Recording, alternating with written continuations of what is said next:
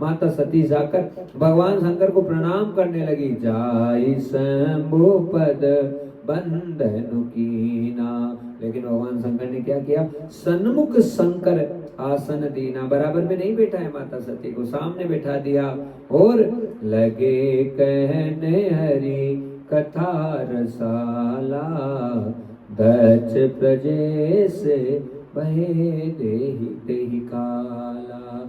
उस समय भगवान शंकर बस कथा श्रवण करवाने में लग गए और उसी समय दक्ष प्रजापति है, उन्हें प्रजापति की उपाधि से भगवान श्री ब्रह्मा जी महाराज ने उनको प्रजापति की उपाधि से नवा दिया। महाराज देखा विधि विचार सब लायक, दक्ष कीन प्रजापति नायक, प्रजापतियों का नायक बना दिया। लेकिन क्या होता है?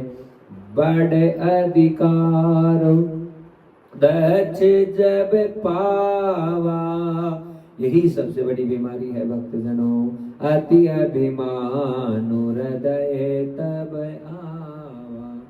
बड़े बड़े विद्वजन कहते हैं कि हम जितना ही आगे अपने मार्ग की तरफ बढ़े, उस समय हमें अपने आप को जितना तुच्छ और छोटा करना है उतना कर लीजिए, तभी तो हमारी फतह हो जाएगी।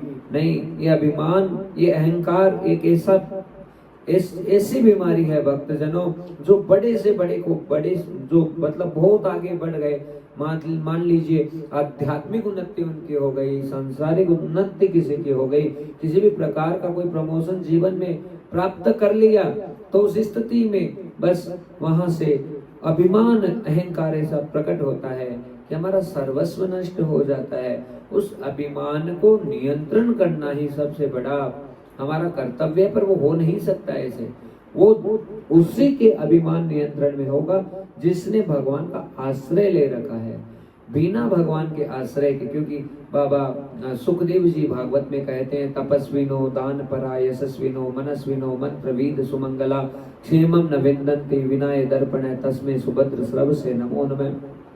कितना ही बड़ा तपस्वी ज्ञानी योगी महात्मा हो, भगवान का आश्रय नहीं लेगा तो पतन हो जाएगा निश्चित रूप से। इसलिए सारी चीजों को प्रभु के हवाले छोड़कर फिर हमें आगे बढ़ना चाहिए। तैच लिए मुनि बोली सब करण लगे बड़ जाग, नेवत सादर सकल सुर जे पावत मख भाग। सारे देवता दक्ष प्रजापति के स्वागत में तल्लीन हो रहे हैं। हाँ, और बाबा तुलसीदास ने बहुत सुंदर चौपाई लिखी है।